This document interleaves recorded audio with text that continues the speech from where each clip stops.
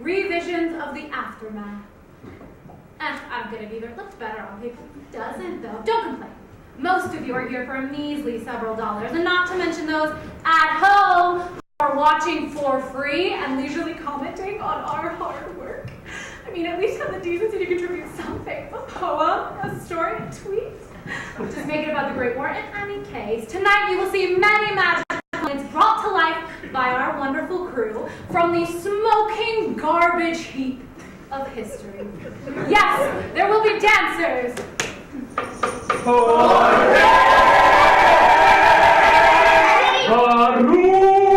There will be dancing and prancing, singers doubled up as dancers, serious actors, clowns, men playing women, women playing men, many miserable soldiers, and, as in any war, even more miserable women.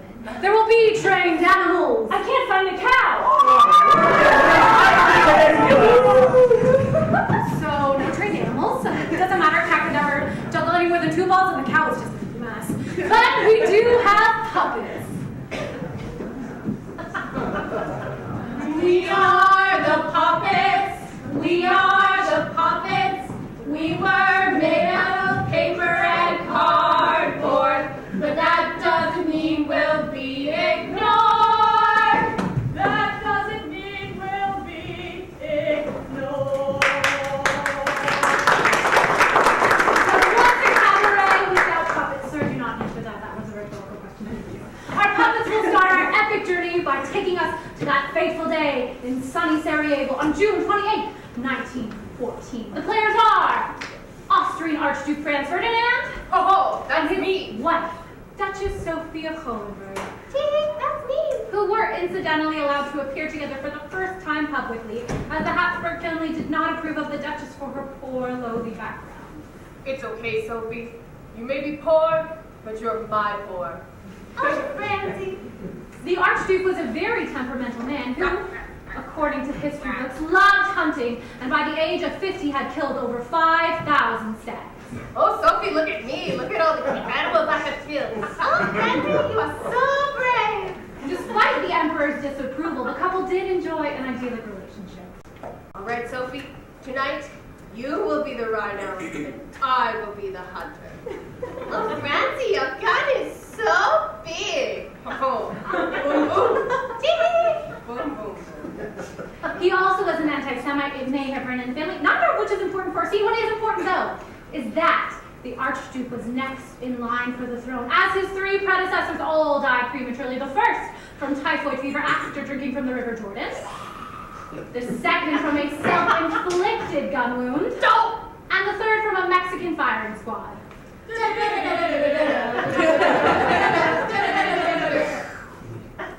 But back to Sarajevo.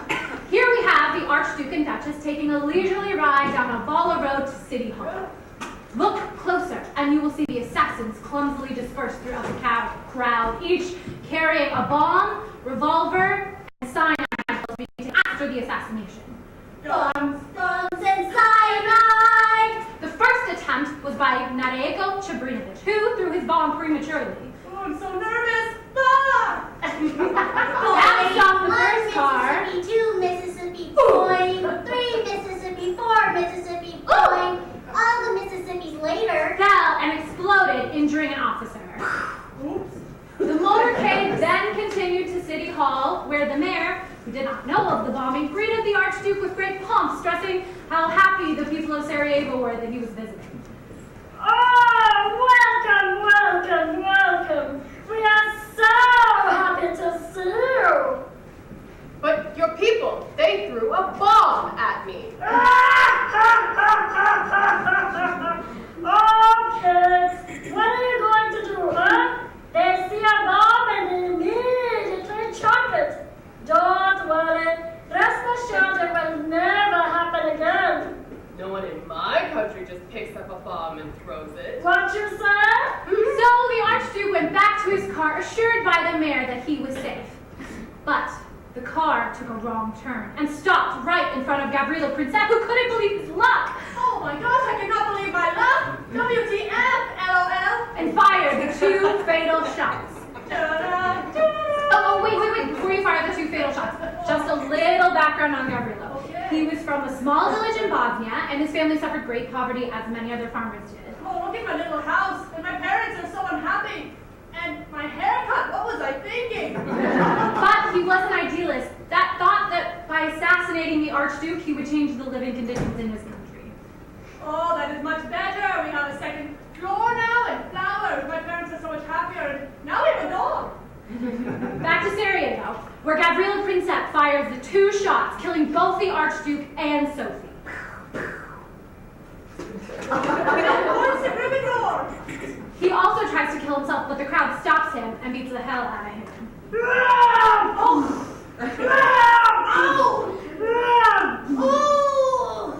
K.O. All hell breaks loose, yada yada yada, and less than 1 month later, war is declared on Serbia. Now, you would expect me to tell you who and what caused the war and whether or not this assassination was a good thing, but am I a historian? Do I look like one? No. You're gonna have to figure it out on your own, but all we do know is that poor Gavrilo Princip has been on trial for the past 100 years.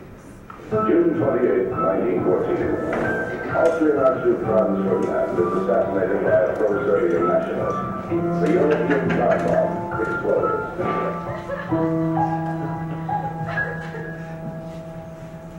Austria-Hungary declares war on Serbia, and one declaration of war leads to another, and another, until most of Europe plunges into the inferno. Both sides predict victory within a few months. Revisions I demand in public thought, regarding my role in the war once fought. For humanity's progress I certainly ought to tell the tale the sadness has brought. An act of terror you may call my fiend for vengeance, but all in all, I see your character is sharp enough to call me out if you sense a bluff. So here we go. Enjoy the act, for you to decide what is fact. Hear ye, hear ye! Tell us your name and state the reason for your shame. Your Honor, by this boon, I shall take an oath to tell the tale of truth and desire both. Gavrilo is the first, a man of strong principles. Princip is the last. The reason for my presence is treason, sir. Unfortunately misunderstood these intentions of mine to free Bosnia from the Austrian line. Treason, unfortunately, sir. You think yourself brave, I see. Gavrilo, the hero yet to be. Tell me, you're a man of history. Share with us your blasphemy. Also says here you are diseased of sort, not only of the mental, but also biologically incidental. Tuberculosis. Your Excellency, my cough is yours. It spreads even through the doors. 6 siblings out of 9 we lost. Fever and sneezes dined with us. The reason I don't cough enough is because my actor isn't smart enough.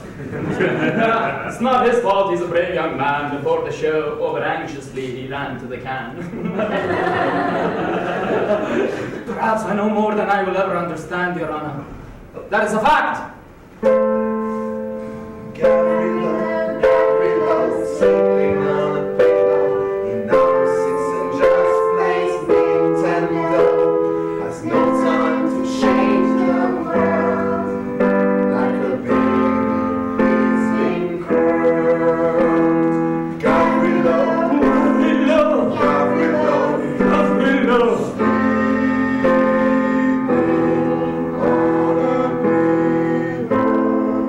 Ah, yes, video games. My son plays these all day, and corn just keeps getting expensive. I wonder if he watches too much porn. And you killed the prince. Why this act of cowardice? 5,000 stacks he stuffs in bags. Of greed, 10,000 wings he snags. For a mere hobby. To love a passion so selfish, it would crack the soul of a shellfish. Franz Ferdinand is here no more.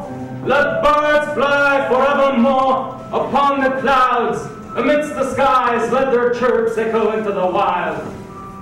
The prince I shot on Franz Josef Street, after a salami sandwich I bought from Schiller's Meat. Yes, it was good, it was good. Out the door I stepped to find Franz, as always, looking unkind. So, I came to pull my pistol, drop my salami, to play Mephisto. That is how I came to be. My fate here, Gavrilo, the hero yet to be. Curses with your verses, sir. How lowly your soul is, sir. Wit is not yours to compose. In a prison you shall decompose. Also, you killed Sophie. Why so desperate an act? I panicked. Panicked, Your Honor, plain and simple. The more the shots, the merrier. It's not like they were not lovebirds anyway. I do not regret shooting them. She, the beloved, he, a humble lover. I had a love like that once. One day it was raining. I held an umbrella over her head. Little did I know that she was rain herself. Yes. I panicked, no regrets. I've made Cupid proud. Senseless words. Gruesome deeds. Mindless thoughts.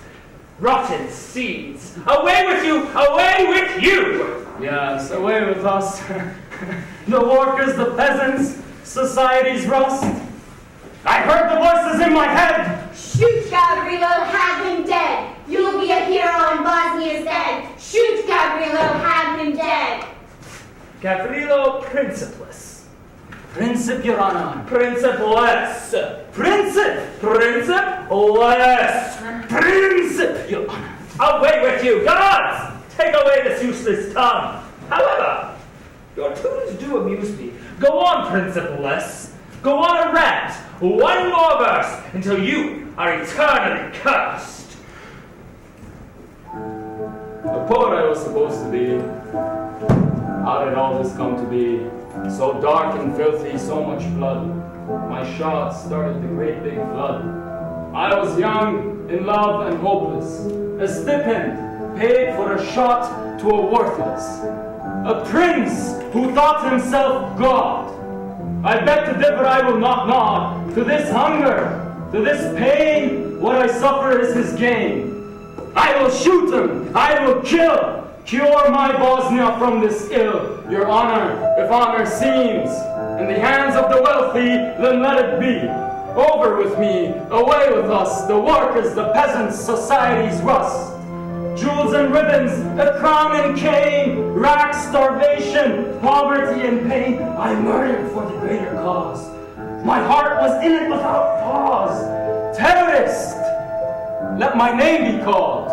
For freedom I shall bring to halt this rotten hold which belittles us. Let I be blamed. It is all my fault. An assassin picked out from the mass. The smell of blood on the grass. It's full, I see this hourglass. The prince is here. Then at last, I heard the voices in my head. Shoot, Gabriello, have him dead. You'll be a hero on Bosnia's head. Shoot, Gabriello, have him dead.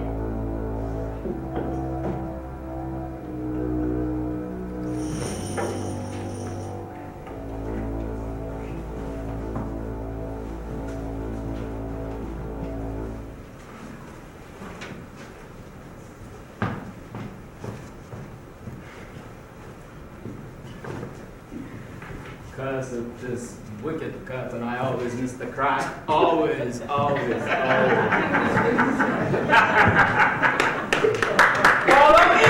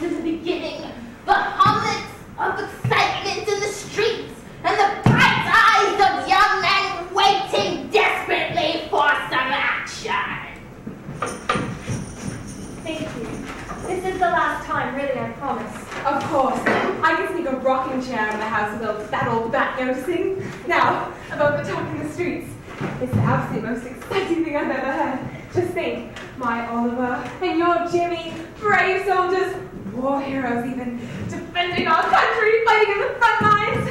How dashing, how chivalrous.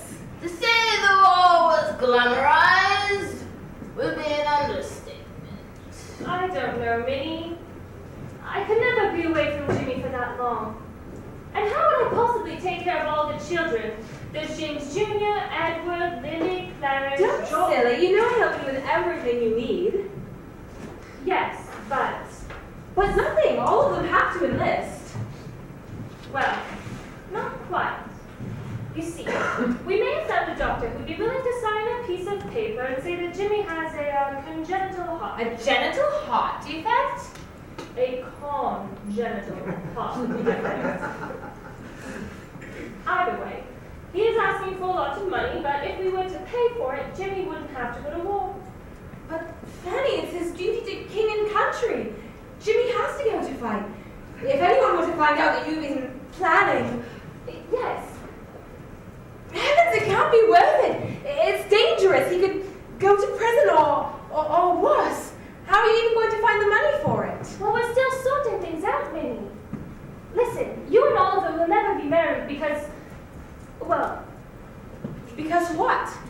Because I'm what, Fanny? Never mind. Just, you won't have children, and you don't have a family, and you couldn't understand. Now, I beg of you not to speak a word of it to anyone. I'll speak a word of what to who?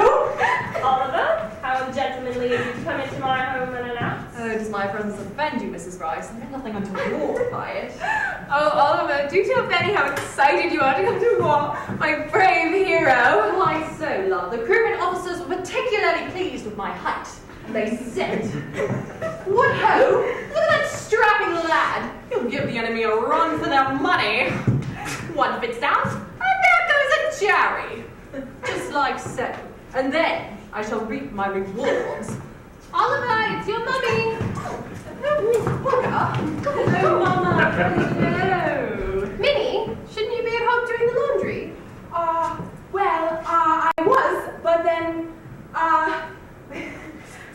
we didn't have any soap, so then I came over to Mrs. Price's to get the, soap, and now I'm going with the soap. Mrs. Price, Mrs. Walters. Oh, class. I'm going to have a word with her about the soap. Just awfully irresponsible of her. No. I'll speak to her. Mind, Mrs. Price? Mother. Oliver, girl. I sent her up for soap yesterday. That girl is frightfully dull. Oh, that old bad guy on! Oh, right. Ever since my dear Oliver left, the only way we could keep in communication was by writing letters to each other. And even though they came frequently, I really wanted to know how he was getting on. Oh, how I missed everything about him. Dear Minnie, strange how trim my life's become. Good, different. We've just joined up with another battalion. Cocky bastards just took down a lazy squad of Germans. You'll be pleased to know my turn is coming soon, my dear.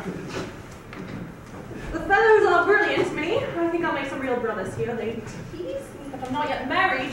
I think they somehow know that back home a woman's got a hold on me. It's not quite the same without you. Oh, as soldiers like to be frightfully gone, taking orders all day from the very big small, from dawn until dusk and dusk until dawn. There ain't a thing more bound to put his hands on.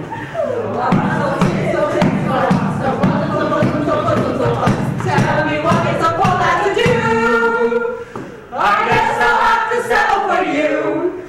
We men tell tales of pretty young gals, we has little one shall be helping my pals. Each of the rule will be ever such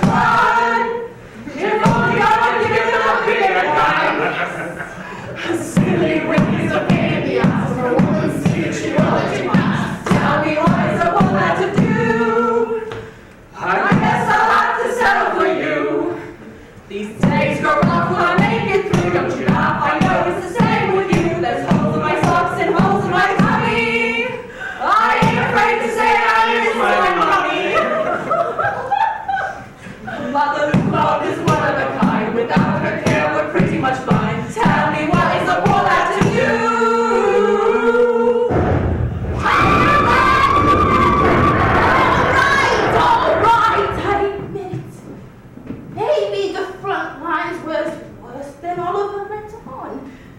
But how was I supposed to know? Oh, I wanted her to feel my pain, but I wanted her to feel my joy and my triumph. That's so wrong. It's quite a scandal your Jimmy hasn't gone to fight. There's talk in the streets he's unpatriotic. All of us told me it's just glorious over there. They've had so many victories already, the war is practically over. Yes, but Minnie, I know where my husband is when I wake up in the morning and when I go to bed at night. I don't have to tell tales to the children or hold my breath when the post comes. I wouldn't trade that peace for anything.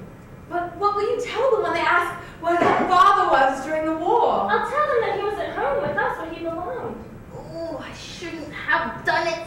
Oh, yes, I know what you all are probably thinking. What good would have come of it? They'll call him a coward. Jimmy should be fighting with Oliver, with the rest of the brave men in our country. You can't close your eyes and act as if nothing is happening, Fanny. There's a war going on. As if nothing is happening? Minnie, open your eyes and look around you.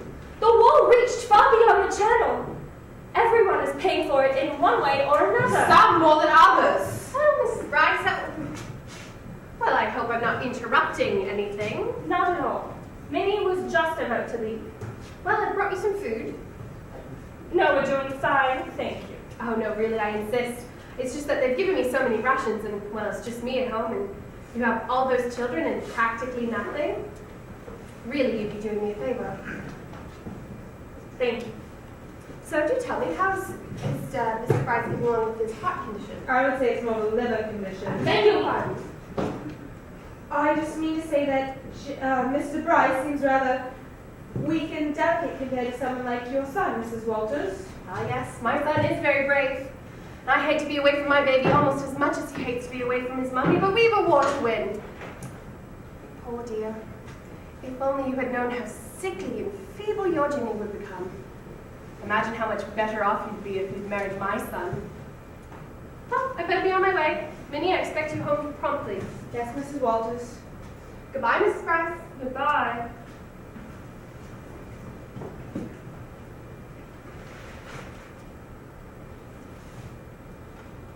Minnie, is it true what they're saying about Jimmy?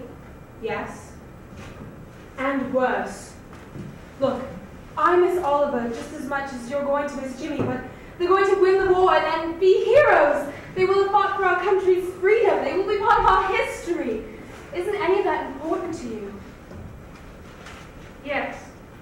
And you can't keep living this lie. There are rumors in the street. People are talking. They're going to find out. And when they do, you will lose Jimmy and your reputation. All right. Well, I'll speak to him about it tonight then. You're doing the right thing, Fanny. So you see, it was me. It was I who became just as destructive as our enemies. And as months passed, we can only rely on each other for company. And as the letters came less and less and less, we can only rely on each other during the hardships until... Who should go first? You read yours. Okay. Oh. It's got holes in it. Well, what does it say? Dearest Minnie, forgive me for not writing sooner. I hope this letter finds you well. Thank you for the thermos flask you sent me. It is quite a comfort to receive anything from you. But what I really wish you could give me is a good blank. Long snog. And perhaps a quick blank. Bonk. Your picture is hardly enough. Then there are ever so many blanks. What do you suppose they've cut out? Do you think it's really so bad? Minnie, forgive me for my frankness. Since writing rather crude comments above, I have lived through the most hellish of nights, and I must write it out for fear it will conquer me should I refuse to acknowledge it. So I divulge to you, my love, the agony of my last few days, with hopes you'll not think me a coward. We are holed up in the trenches somewhere northeastern France. We are blanks somewhere in France. You would think it's so beautiful here. How lovely.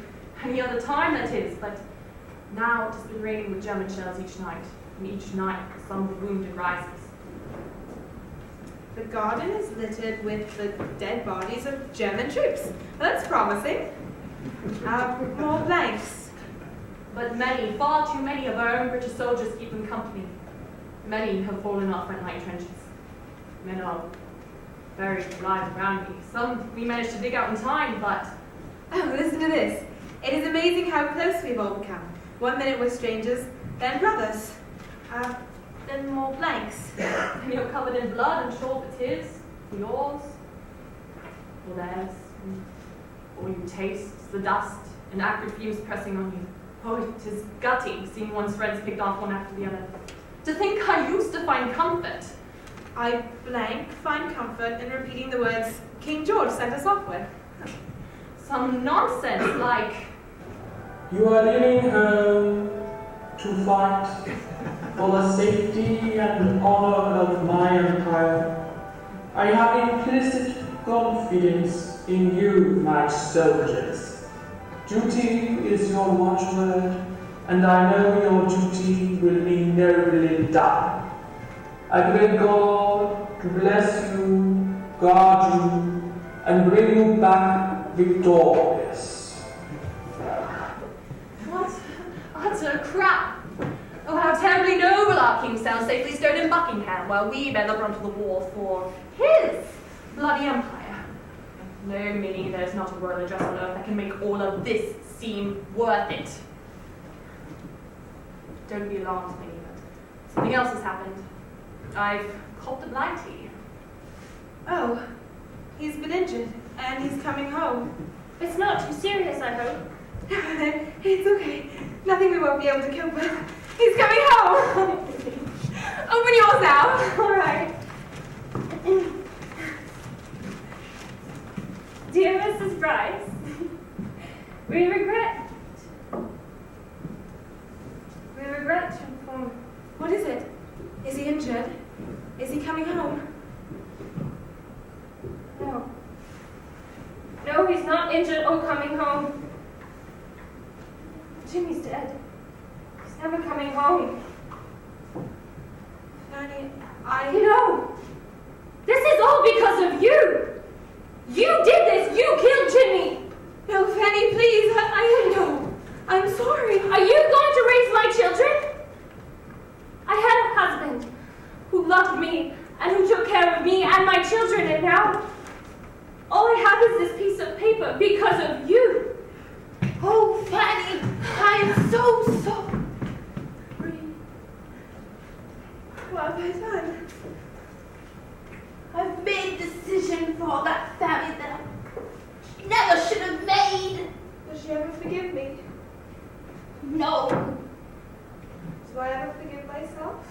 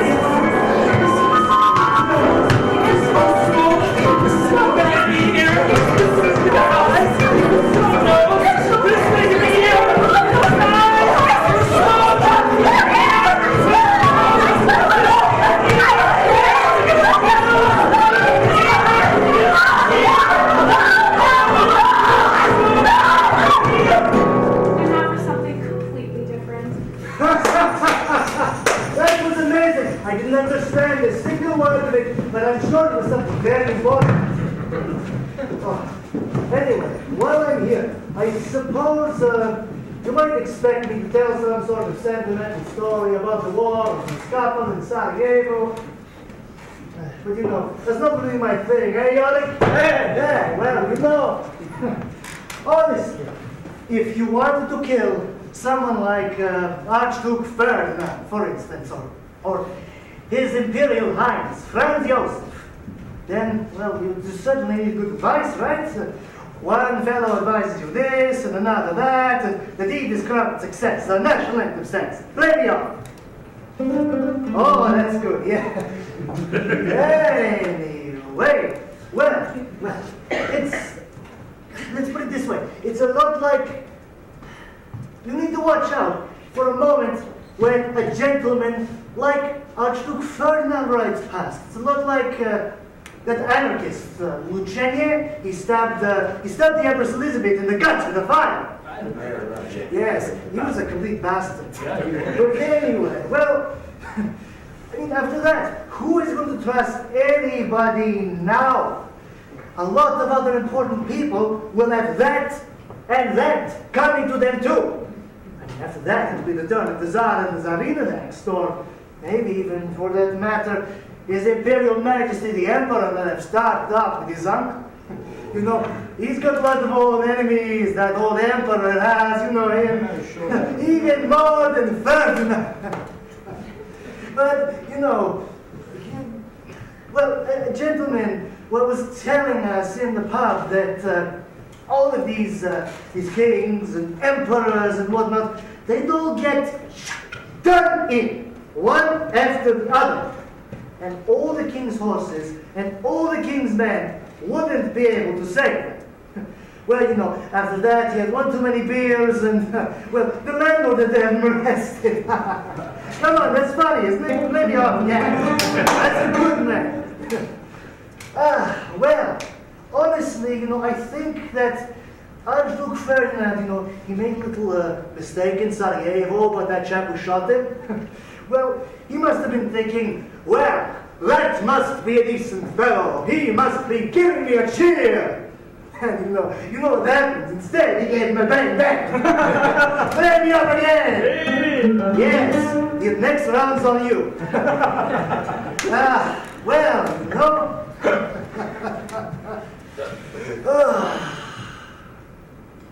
That's just how it goes. But, well, you know, that reminds me of another story. The Great Silver Medal of Valor. I really have to talk to you about that. It's a very interesting story. Oh, yes. We have another number from you, but you'll enjoy it much better from over there. Oh, Here's well, there. Sorry. How civilized that we're spies and treated as something taboo. You're well and good, 'cause our self-worth is special through and through. Classified, fit to be tried, for the law forbids us to. Since we are of different stripe, name a line and find our type. After all, we're different from the others who find their fun in banality. We don't know what it is to feel that way, 'cause we're brothers and sisters.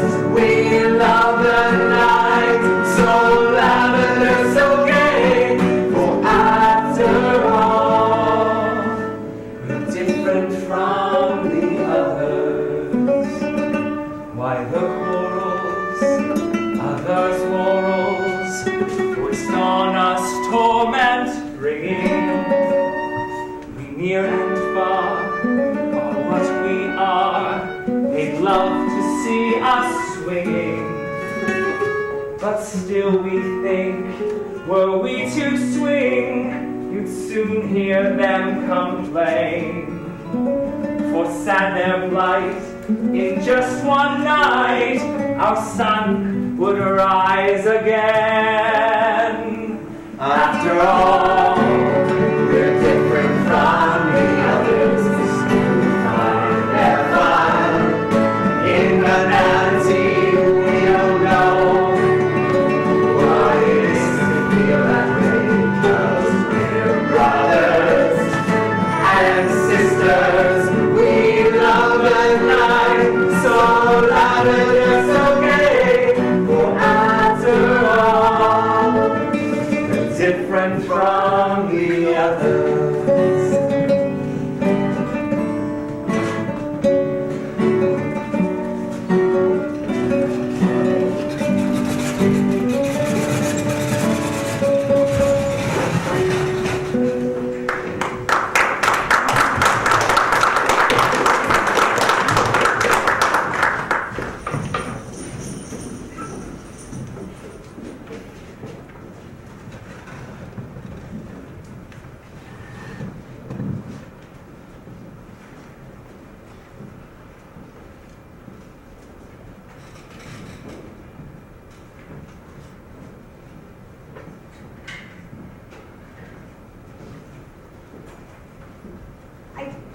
belong here. I'm not what they say I am. My name is Dorothy Lawrence. I'm a journalist and an ordinary English woman. I had a difficult childhood after my parents' death, but I survived. I kept on going. I was about 15 when the war started, and a lot of my schoolmates signed up for the efforts. I held a very dear place in my heart for these brave young men. They seemed so honest and brave. They were fighting for our freedom. Well, for your freedom. As the war raged on, it became very clear to me that the rest of the army was not so brave or honest. I had to let the world know what was going on. I had to find a way to tell them. So I became the first female soldier in the British Army, unbeknownst to them. I planted mines in France for 10 days before I had to give myself up due to illness. Ever since then, I have been trapped. They have imprisoned me. Their lies have become my reality, and I cannot escape. I was not supposed to do this. This was not supposed to happen. This is not what was supposed to happen. I did this for our boys. It was for our boys. It was not what was supposed to happen. This is not the way it was supposed to be. This is not the truth. This is not the...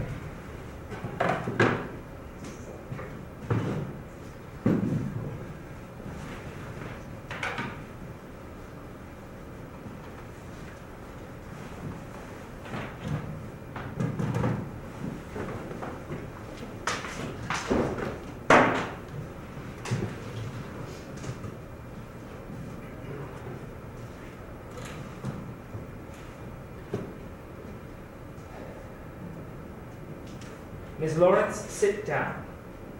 I said, sit down.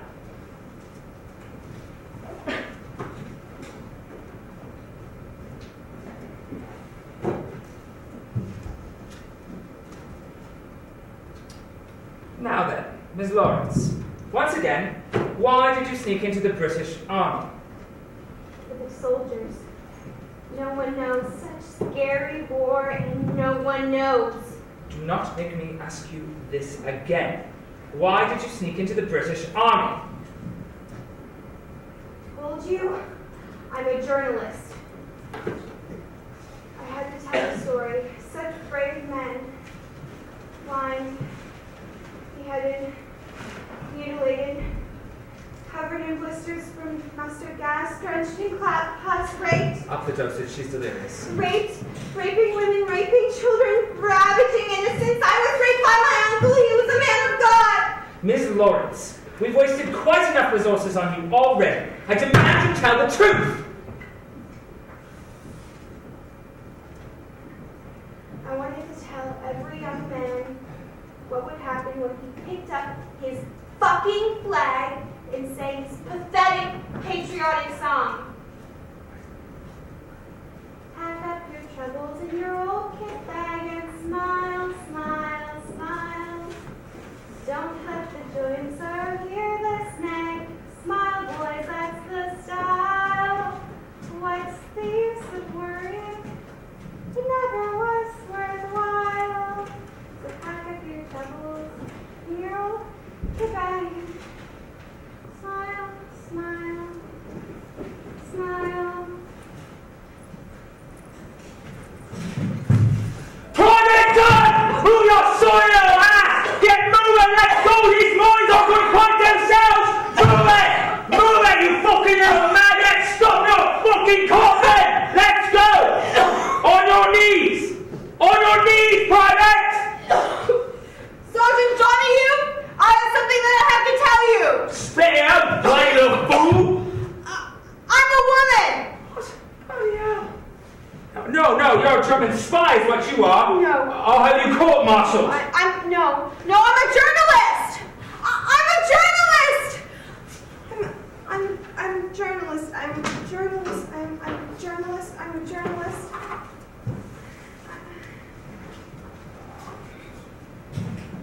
I'm a journalist. You have to hire me. I've got more spunk than any of those boys out there. I'm a woman. I've struggled. I know what it takes to be in a situation without hope and to keep on going and survive despite that. I will survive. And I will do everything that it takes. Right, well, I'm sorry, but that just won't work. You see, the army isn't letting any reporters in, whether they're man or woman. Now, there's nothing I can do about that. Well, then find a way, fight for a way, do whatever it takes. We have to tell the stories of these brave young men. Our government, as well as the German government, as well as every other government, has been throwing our soldiers into the garbage pits, and nobody knows what happens to them there.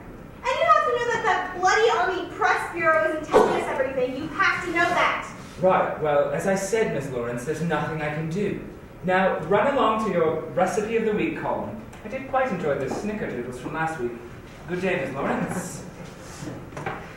I said good day.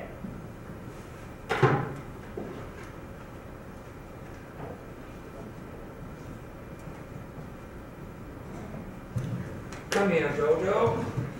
Uncle Bobo. Come on over to Uncle Bobo. Oh, it's all right.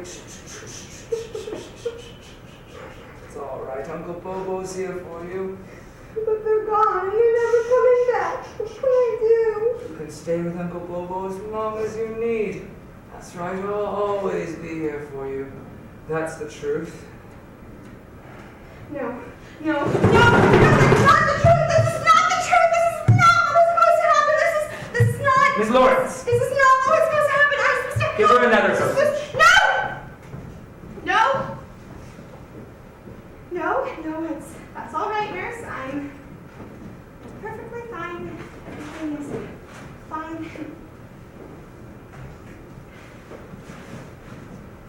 I don't belong here.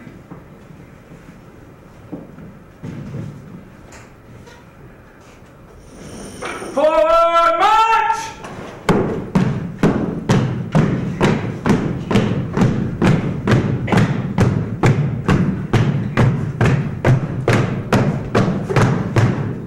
Attention! I suppose I better tell you what this bitch is thinking. You'll find me in the studio and not in the kitchen. There's a glass ceiling to break. There's money to make, and now it's time to speed it up, cause I can't move at this pace. Sometimes it's hard to find the words to say. I go ahead and say them anyway. Forget your balls and grow a pair of tits. It's hard, it's hard, it's hard out here for a bitch. Inequality promises that it's here to stay. Always trust the injustice, cause it's not going away. Inequality promises that it's here to stay. Always trust the injustice, cause it's not going away. Oh, Peter, I'm sorry. Didn't know you were coming. I thought you were on the phone. I'm on special services. Now, do you remember that time when that man... Yes, I understand I still owe you that favor. Yes. So what can I do for you? It's not for me. I'm sorry, I don't understand. Just come with me. Not until I know what's going on. I said, come with me.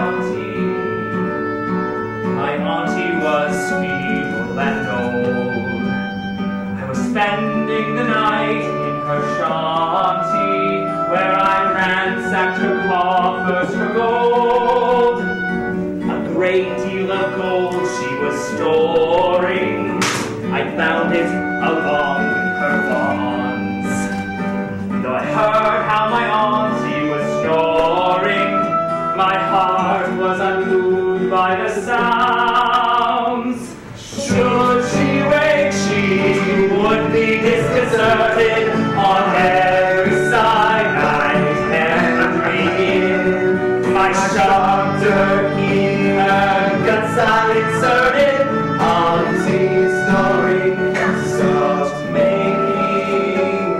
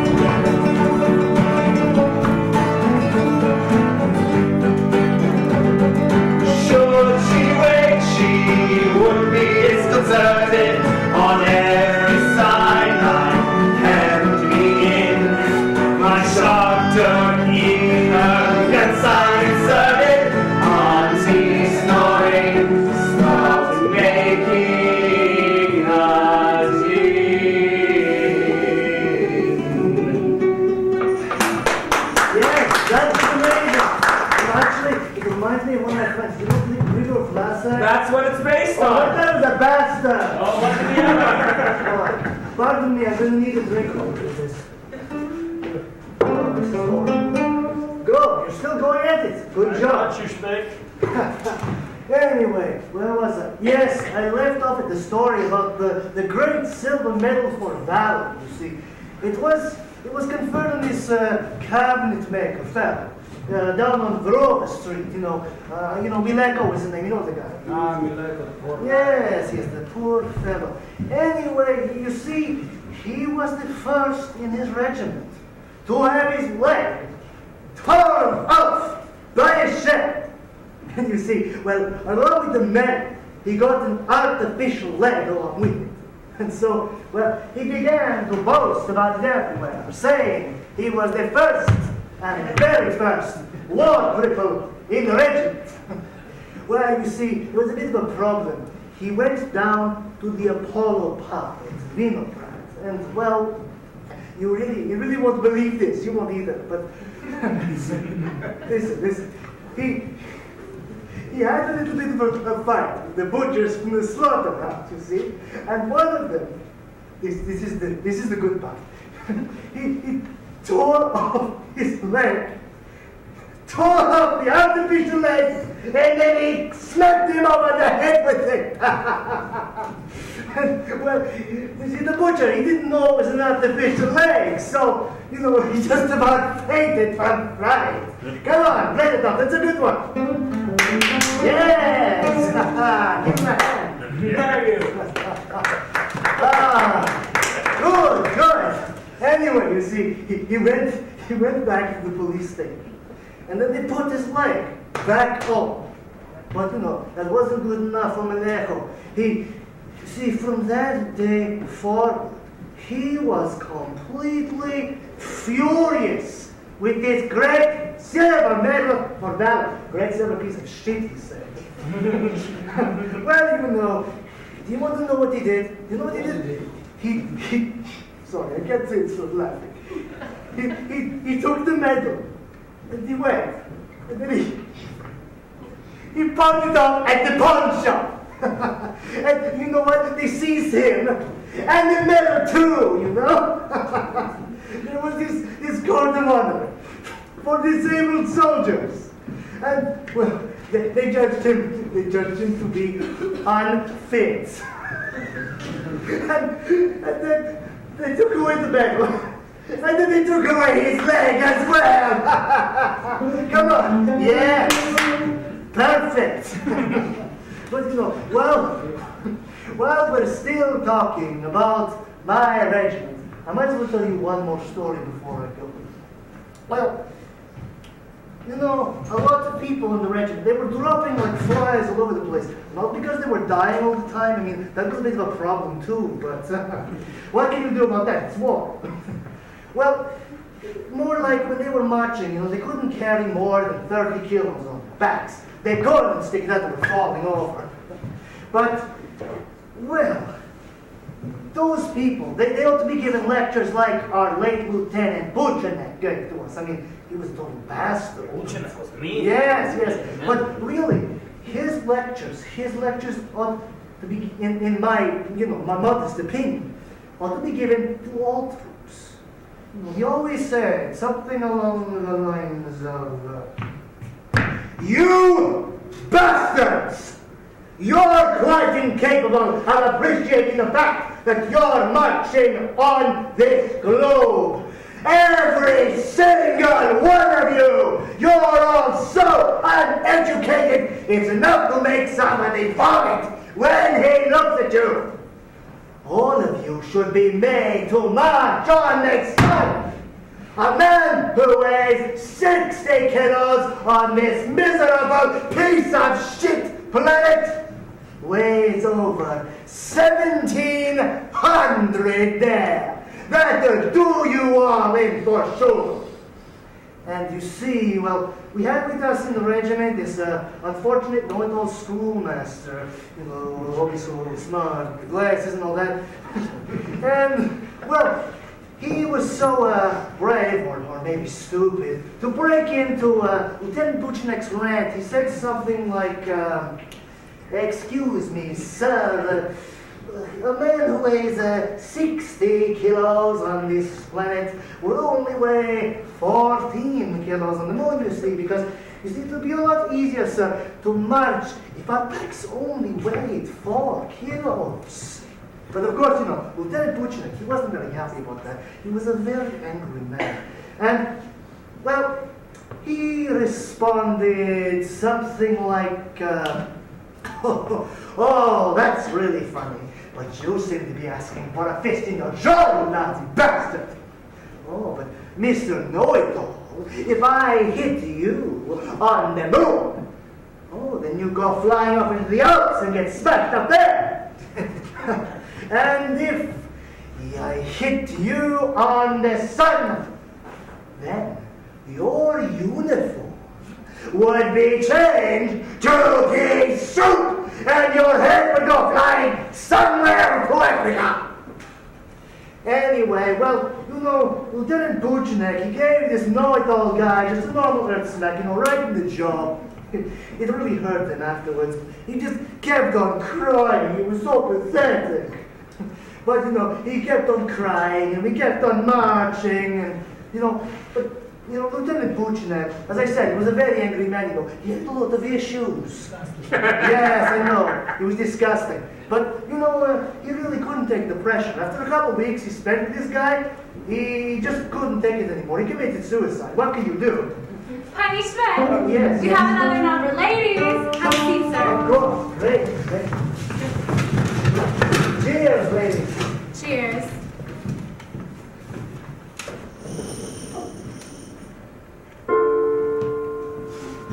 Nice legs, Daisy Dukes, makes the men go ooh, ooh. That's the way they come through, like ooh, ooh, ooh, ooh. Low-cut, see-through shirts that make you ooh, ooh. That's the way they come through, like ooh, ooh. 'Cause I just set them up, just set them up, just set them up to knock them down. Set them up, just set them up, just set them up to knock them down. This camp is a big change from my house. Used to be me and my soldier husband and my children. And now it's meeting strange men every night. Oh, don't worry. My husband is dead and my children are gone. I had no job before he died, and after his death, I had no way to support my children, so I sent them to live with my sister. This camp is my home now, but I am never alone. The soldiers are warm and kind, and are most often as generous to me as I am to them. And the best part is that by the time they send me their first love letter, they fall in the battlefield somewhere quicker than they fell for me. So I'm always in the honeymoon stage. It all started with little yellow dust.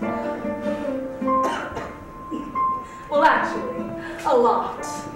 The whole factory floor was covered in 2 inches of it. It was like a beach in the Pacific somewhere. It was my first job. A new beginning. It got me off the street, and I was helping with the war effort. A victory job, they called it. I was doing my part. Little did I know that part would include my baby being killed by the chemicals. Who knew how poisonous the dust was? Little did I know that part would bring me here to this camp. But hey, why all the long faces? We all have to do our part, right? I had to do something. I couldn't just sit there any longer. Daddy warned me not to join the effort, but I didn't listen. Do you know what it's like? To sit there day after day and wait. Wait for a letter, wait for a fiancé who realistically may never come home. All that waiting can make a girl sick. Sick, I tell you. I'm sick. Robert won't even be able to look at me when this war is over. I can barely leave.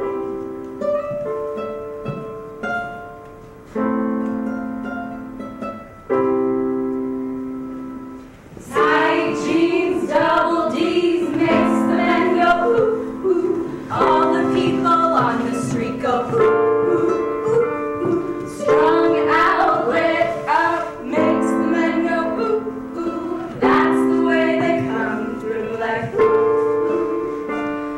Just set them up.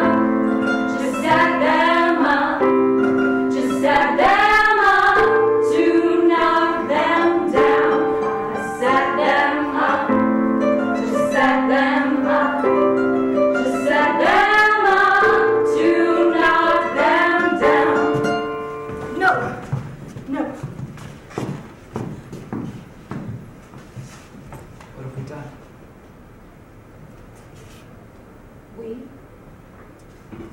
No, you did this to me. Me and the rest of these women in these camps. You kidnapped and enslaved us to be raped.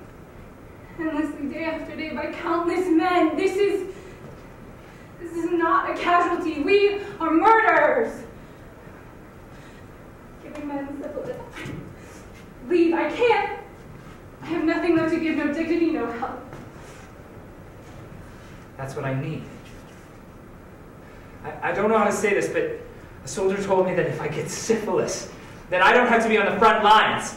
I can take a month to recover. I already paid back the favor I owed you. I can pay you. No. I said I'll pay you. I said never. It's time to set them up. Just set them up to knock them down. I set them up. Just set them up. Just set them up to knock them down. I think I should know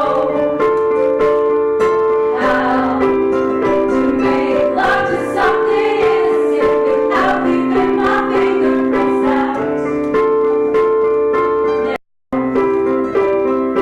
LOV is just another word I'll never learn to pronounce.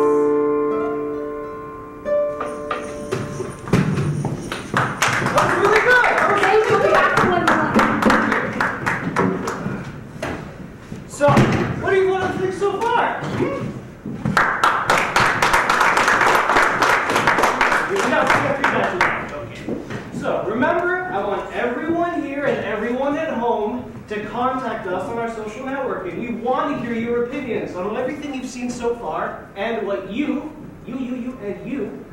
want to see represented from the Great War. So, let's get back to these auditions, okay? Next!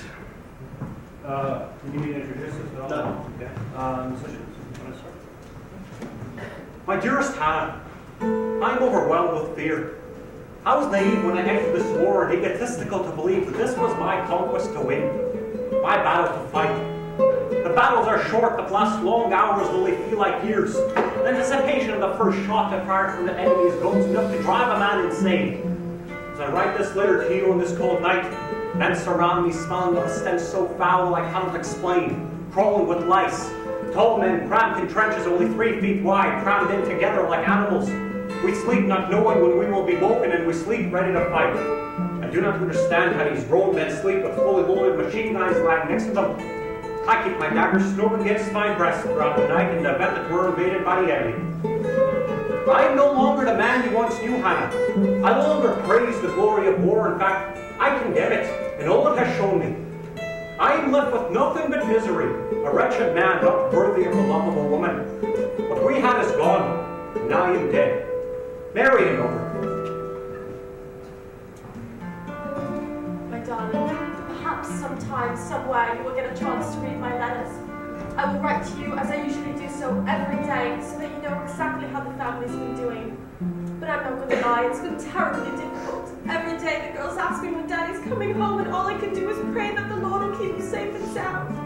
God has given me all the happiness in the world for you, and I know that He cannot take that away from us now. You will come back, and we will make a happy home for our wonderful family. Every day we love and we think about you every second. So don't give up on us now, because we haven't given up on you.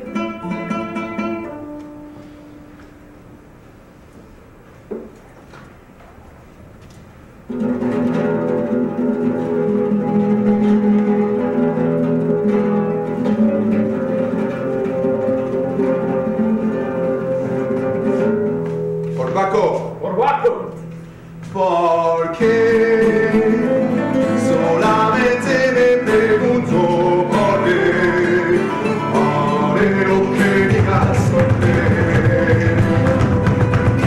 funziona así Okay, no. We're not tied down to this idea. We can do it in German or Swiss. German. Oh, German. Yeah. Oh, Yeah. oh, let's see German.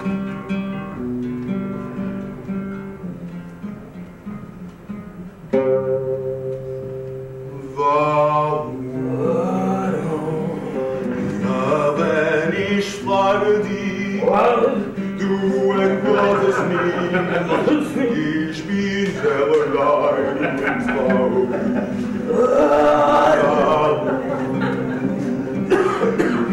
Wenn ich frage dich, auf was kann ich machen, ich liebe dich.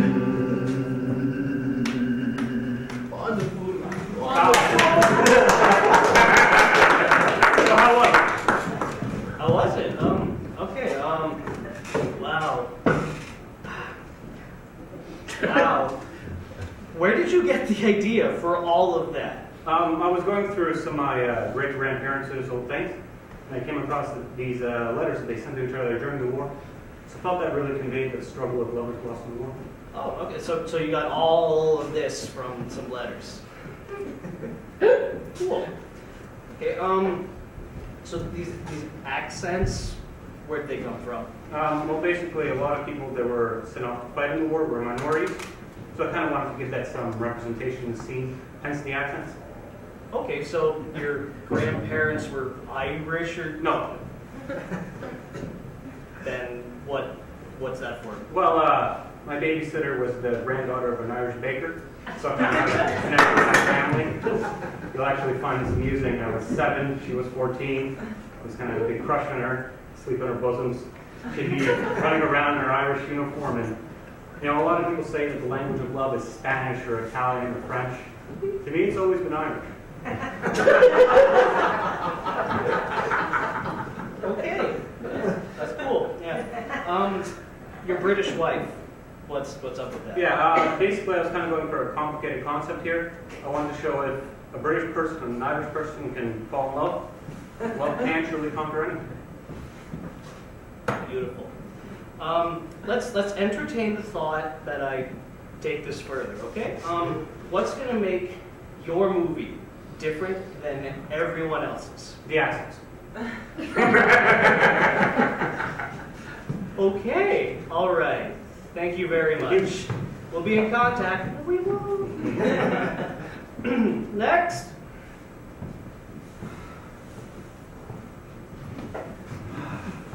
Bonjour à tous. Je suis tout à fait ravi d'être parmi vous ce soir pour vous présenter un projet qui me tient particulièrement à cœur. C'est une comédie musicale qui s'intitule Souvenir. Alors oui, pourquoi Souvenir, me direz-vous tout de suite. Mon grand-père s'est battu durant cette guerre tout à fait terrible. Il a perdu un frère, son très cher ami. Histoire tragique. J'ai donc décidé de rassembler les chansonnettes qu'il avait écrites au sujet de son ami et de vous proposer une œuvre musicale. Ça m'a pris 15 ans de mettre sur pied ce travail. Tout à fait bouleversif, un mélange entre incrédulité, ignominie et rancœur dialectique. C'est tout à fait.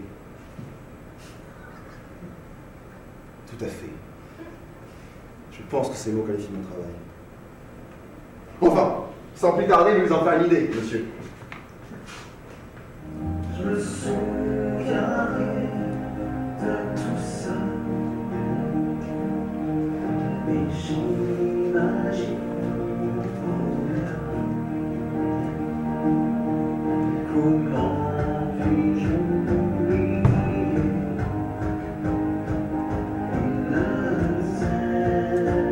amitié.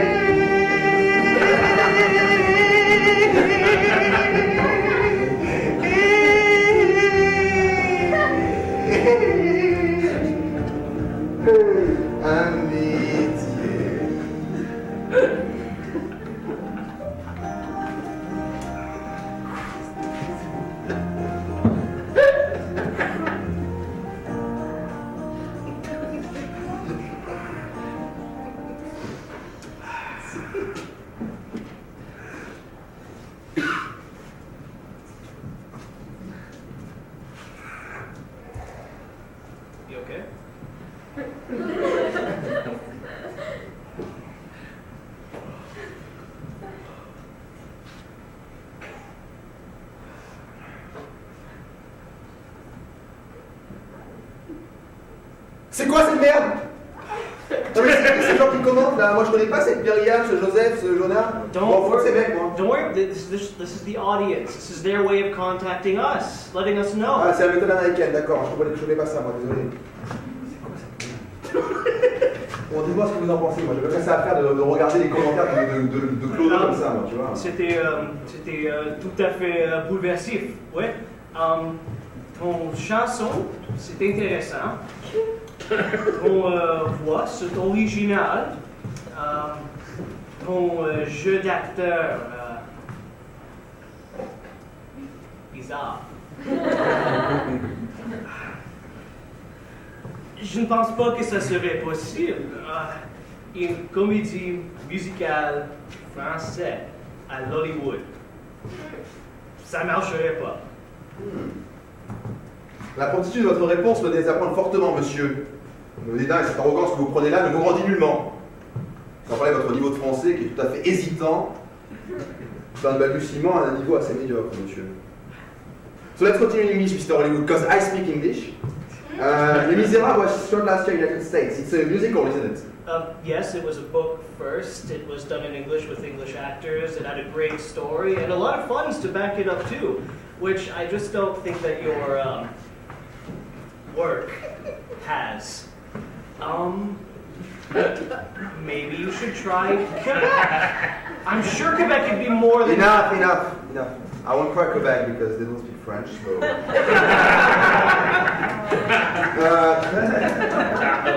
I will let you work on 21st and Sex and Friends 10. That's great movies, guys. Congrats for that, congrats. I will go back to France. Comme on dit dans la Molière, ce à quoi je viens d'assister ce soir, tout à fait pathétique, et je dirais même constant, monsieur. Et je suis très désolé d'apprendre que le niveau de Hollywood est plus bas que celui que je pensais. Enfin bref, those other people commenting that's totally useless, apparently they don't like movies.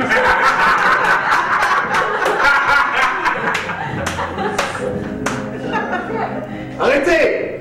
Il ne mérite pas! Oh putain, mais c'est pas vrai ça! Thank you. Next. You see, I lost a brother recently. He was only 22 years old, an ambitious writer, a poet, and in love. During a protest in downtown Damascus, he witnessed his girlfriend collapse on the asphalt. She had been shot right in the back of the head. Within seconds, he went crazy. There was nothing that I or anybody else around us can do to help him out, and I definitely wasn't going to go back home. I'm a journalist, and worse, a woman. So I did the only thing that I know how to do, which is to ask questions. I wanted to understand what it is about human passion that causes people to do such terrible things to one another, time and time again. I wanted to understand what had driven my brother and my entire country to suicide. Maybe, if I found the answer to one, the other might believe in life again. This is the second scene. Sykes-Picot, 1916. The French and the British divide Greater Syria into 5 nations as a result of the fall of the Ottoman Empire after the First World War. Israel, Lebanon, Syria, Jordan, Palestine. Chemical warfare sound familiar? The Arab nations ruled by monarchs. And once they fall, minorities are given power in puppet democracies, so the majority never gain independence from the French and the British. Sectarian warfare ensues.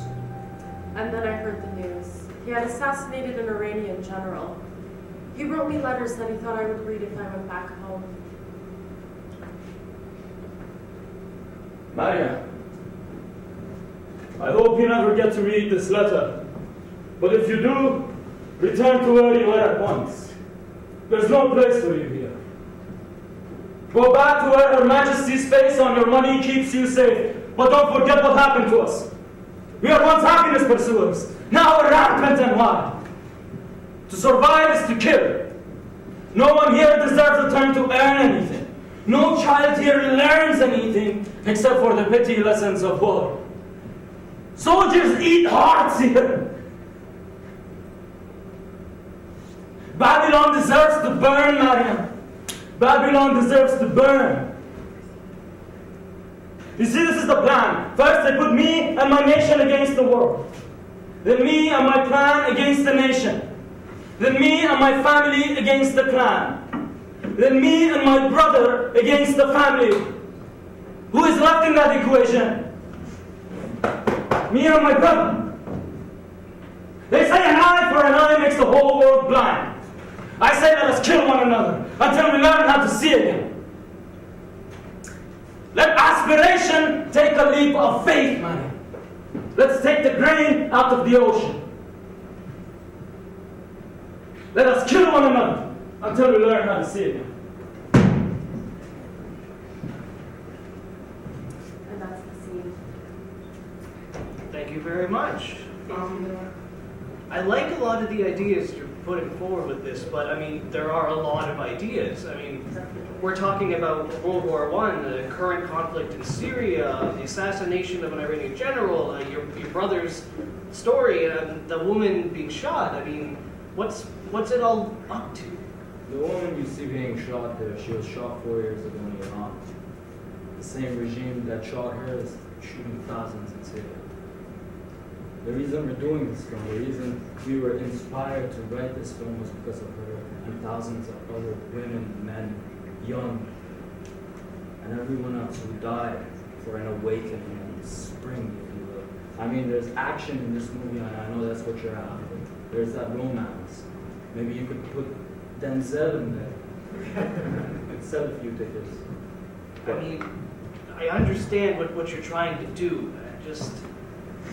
I don't think it'd be a good idea to make a movie about the situation as it is right now. I mean, it's so hostile and it's so volatile. I don't want to be that guy who throws fuel on the fire. I mean, I don't want to be the next Salman Rushdie. It's okay. You know what? I completely understand where you're coming from. Making a movie about a current controversial civil war is definitely risky. But what we were trying to do here wasn't to make a documentary about the fall of the Ottoman Empire and just make something useless. We wanted to make a connection to current conflicts so that it actually has a purpose. But again, it is understandable because it is such a hot topic. But what I don't understand is why does it take us at least 10 to 15 years after a conflict has subsided to make a blockbuster hit out of it? I think it's a lot easier for us to look back at the past and judge it than to look at current atrocities and accept the fact that we don't do anything about them. As artists, we need to commit to a vision. Thank you for your time. Very much so.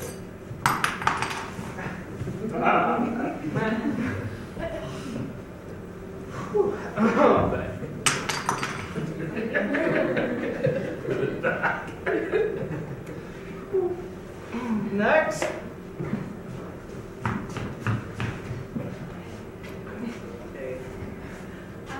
Could you just move your seat into the audience there before you begin?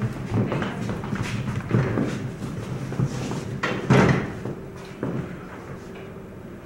I am here to present my screenplay for a movie about Milunka Savage, the most decorated female soldier of all time.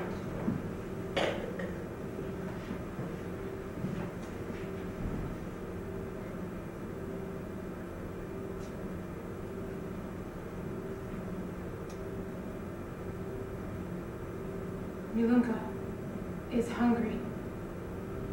She is sick and tired of feeding chickens and talking to cows and plowing the fields. One day, her brother is called to fight. He can't. Maybe he's sick. Maybe he's afraid. Who cares? Milunka is free. That day, Mr. and Mrs. Savage receive a son, Milunka, with chopped hair, a sock in her pants, and a gun. Don't fight it. They beg her not to fight it. This isn't your war. Well, what do they know? Years from now, every man that you know will be respected, admired, revered for their efforts, and you will all just be cast aside. Oh, those poor women in World War I just couldn't catch a break. Who are each of you? You're nameless. You're auxiliary. No one knows and no one cares about you, and no one will care after this performance. The Battle of Bregalnica, Cerna Reka, and 23 Bulgarian soldiers held captive later, and Milun is corporal. Already yet, Milun is feared. We're in battle. Shell parts hit me all over the head, the chest. I can't see, I can't hear it, but I can feel. They took off all my clothes. Saw everything, touched everything. The bastards. I am a woman, I know, but one who has fought on the front lines for the past few years, with bullets flying by my ears and my arms aching from the hand grenades. Will anyone remember how we were used as sex objects, breathed arsenic, waited faithfully for the fiancé that never came home, mourned our lost loves, nursed murderers back to health? The answer is no. Does the word sacrifice mean anything to you people? You, women, are not the victims here. You all fought too. You may not have fought by my side. But where are all your medals?